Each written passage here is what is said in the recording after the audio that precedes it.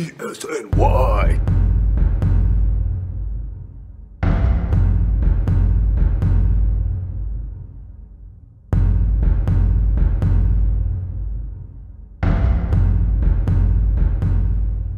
Super Bowl? Playoffs? Another horrible season? What the heck are the Jets gonna do in 2019? It's the type of team that's tough to gauge. The general consensus is around 500 for fans, 10 wins. But for the so-called media experts, I'd say 5 to 7 wins is the general consensus. It's such a tough team to gauge. Why? Because they collected stars. They collected household names. They have the young, burgeoning quarterback. They have the stud strong safety, a position that's so incredibly important in today's NFL, to shut down those matchups, those running back, tight end matchups that the likes of Tom Brady thrive on. But they don't have the inner structure, the offensive line, the four-man conventional pass rush. And they also turned over the head coaching staff, or the head coach, the coaching staff, and the front office. For all these reasons, it's really tough to gauge. I saw this the other day from our guy, Paul Esden, of ESNY. He also runs the afternoon drive show for The Score in upstate New York. The Score 1260, is it? Twitter's down. Paul, if I got it wrong, let me know. But look for The Score in upstate New York. He's one of the top voices over there. Saw this on his Instagram page. The Stick to Football podcast. Connor Rogers, Miller, predicting what the Jets are going to do. Stick to football. See what these guys had to say. And Matt Miller goes with a 6-10. He was gone last year. Yeah. Which, Right. folks, Mello. you can't get mad at. 12. All right. Mello, who I'm not familiar with, to be honest. 4-12. 4-12. Which, again, Connor Rogers. I don't know how you can get mad at. And then Connor Rogers, 8-8. I don't know how anybody can get mad at any of those predictions. Esden's doing a little thing here, which is funny. He's a diehard Jets fan. It's tough. It's tough to not... the superstar power, the party, the whole hoopla makes it tough to think the Jets aren't going to improve considerably this year. But the depth chart suggests otherwise. Robbie Anderson, Anunwa, Crowder, Bell, Montgomery, McGuire, Herndon. It's a solid weaponry. When you compare it to other teams, it's solid. Sam Darnold. What else can you ask for? That is all you can ask for when you take over a team and you're looking to create something special. A young kid who has that it factor. Can't crown him yet. No chance. But from what we've seen during his rookie season, he has those intangibles that cannot be measured at the combine and that you never know if it's going to produce at the next level. He's got that. That's huge. Defensively, Quinnen Williams, Leonard Williams, Henry Anderson coming off a breakout year, C.J. Mosley, Avery Williamson, Jamal Adams, Marcus May, even Tremaine Johnson is a name. The names, the household names, the stars, that's what's driving the conversation right now. Unfortunately, this is not the NBA. This is not a superstar league. This is a value league in which teams need to get it from under-the-radar guys across 53 roster spots. Do the Jets have that? I don't think so. I love the Douglas hire. Gase, we'll see. Greg Williams, we'll see. Which, by the way, I don't think he's going to stick with the 3-4. I keep saying this for months. People think because they announced it that it's set in stone. It'll be 3-4 on paper, but folks, you'll see. The most common package they'll run will be the 4-2. Will be just a 4-man front, out of the nickel, out of the sub. It'll pretty much be a 4-3. It'll pretty much resemble a 4-man front. But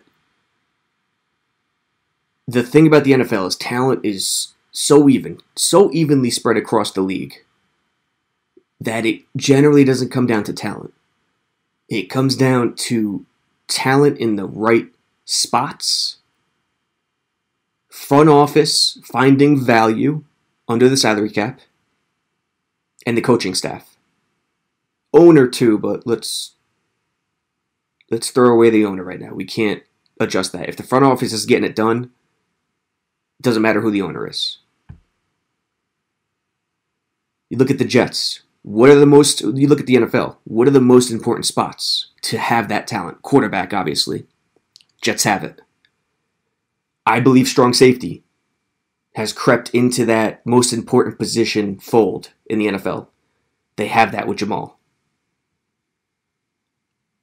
Pass rusher. They do not.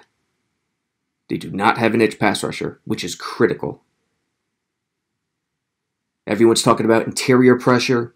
Look at the top sack getters from last year. It's all interior guys. Yeah, but those interior guys had support on the edge. Without that support on the edge, they're not getting those sacks. It's about balance first. Offensive line. They don't have it. Kalichi Osemele will not get it, will not round out the group alone. And until proven otherwise, this offensive line is among the league's worst. According to Football Outsiders a year ago, they were dead last in adjusted line yards per scrimmage, ranked 32nd.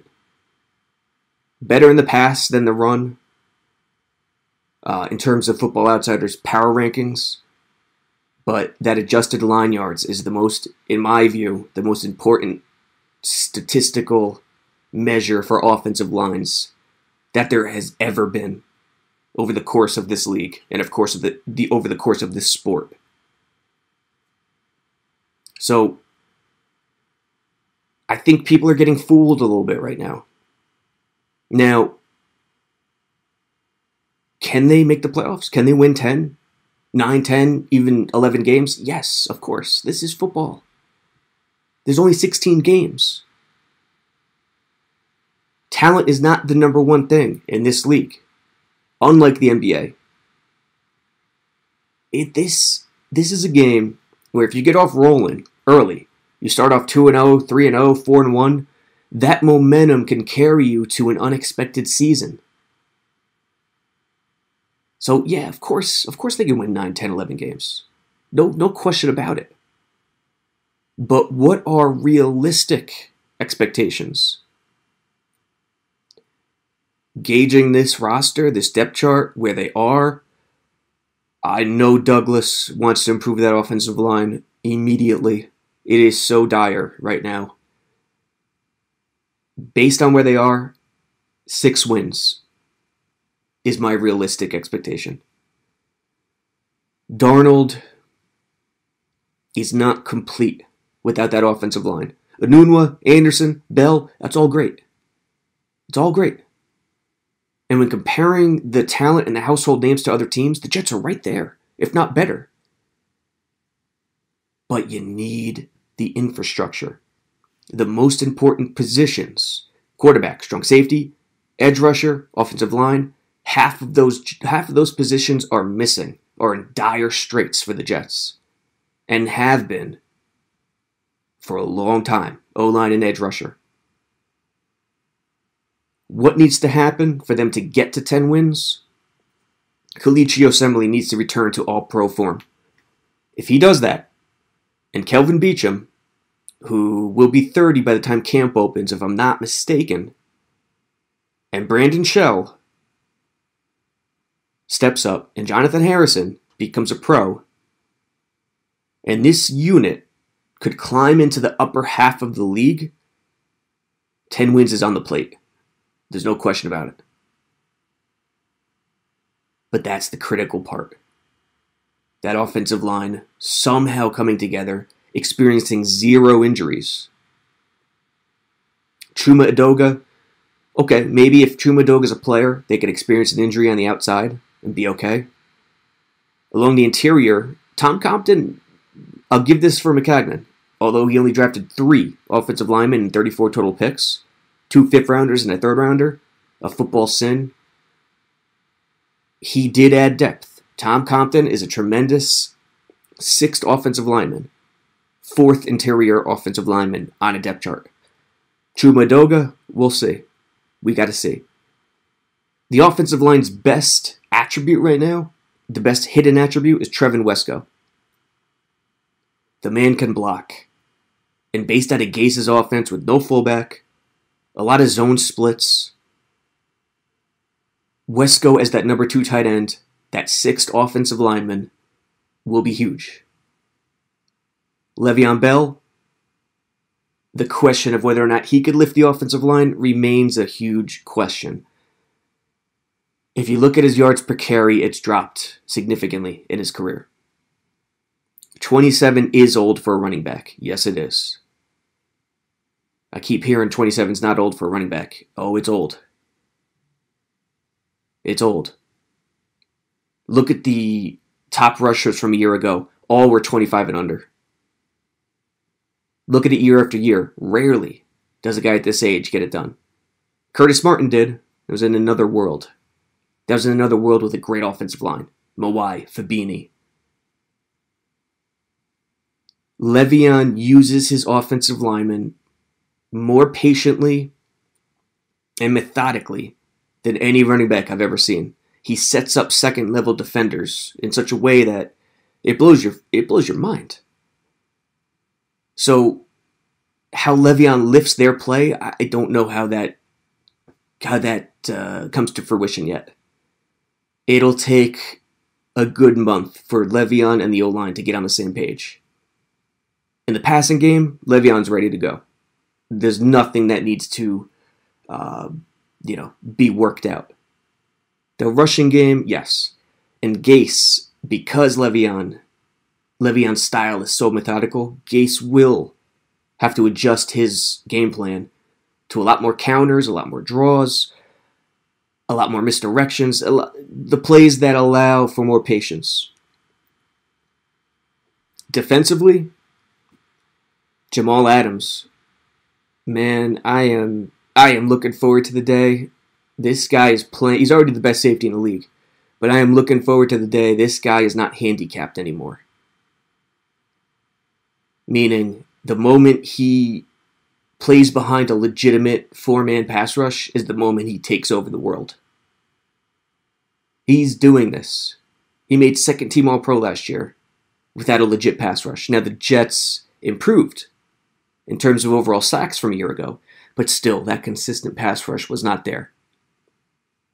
And the most important factors of a football team start up front, because everything trickles down after that. The wide receiver doesn't impact the offensive line. The offensive line impacts the wide receiver. You know, people could say, oh, the Jets will cover. They'll cover in the secondary, which will help the defensive, the pass rush. To a point, to a very limited point. The impact is nowhere near the other way around. So, realistic expectations, 6 wins. Until I see the offensive line come together in some form, 6, 7 wins. Looking at Darnold to take that next step, even though he's going to be under duress. But it is not out of the realm of possibility they could win 9 or even 10. But a lot has to break right. A lot. And when looking at the most critical positions in the NFL, you'll come to realize this. Tom Brady, the most underlooked aspect about the Patriots over 2 decades with Tom Brady is that their offensive line doesn't allow anybody to touch this man. Dante Scarnecchia, Bill Belichick, their offensive line is always one of the best in the league. Coaching. How to get away with certain things. Structure. How many times have you watched a game and Tom Brady is just sitting in that pocket for 7, 8 seconds? It's absurd. The Chiefs. How good was their O-line last year? Tremendous. Yeah, Andy Reid came into the season with a few wrinkles that took the league by storm. The jet sweep, the simultaneous jet sweep, going both directions, east-west. Mahomes must have had 7, 8 easy touchdown passes on shovel passes to Tyreek Hill and company. Andy Reid's going to have another wrinkle this year, but it's the offensive line that allows him to do this. The Saints, Drew Brees, that line. Eric McCoy, they lost their center, Max Unger. What do? They don't hesitate. They already have one of the best lines in the league. They move up in the second round, get their guy out of Texas A&M in Eric McCoy. If you look at their line, I think they have 2 first-rounders, 2 second-rounders, and a third-rounder. Might even be better now that Unger is gone and McCoy is in. Rams. Look at Gurley. Track Gurley's history. His first year wasn't too hot. The moment they brought Whitworth in and cemented that O-line was the moment Gurley took off. And the same year Goff took off. Jared Goff was not that good in his first year. You want to call it experience? Sure, it has something to do with it. But what's in front of him means so much more. And those were the top 4 teams from last year on Championship Sunday. All offensive lines dominant. Kareem Hunt to Damian Williams, what's the difference? Doesn't matter. The salary cap ensures that talent spread across the league is so similar that it creates parity. But you have to realize this, that the talent is so similar that the areas that win games are quarterback, offensive line, a conventional pass rush because you can't blitz in today's game. It's too quick. 3-step drop rules. You can't do it. Rex Ryan, that's why Rex Ryan experienced success early, 2009, and it just kept on dropping off after 2010. He leaned on Revis. Revis was an all-timer.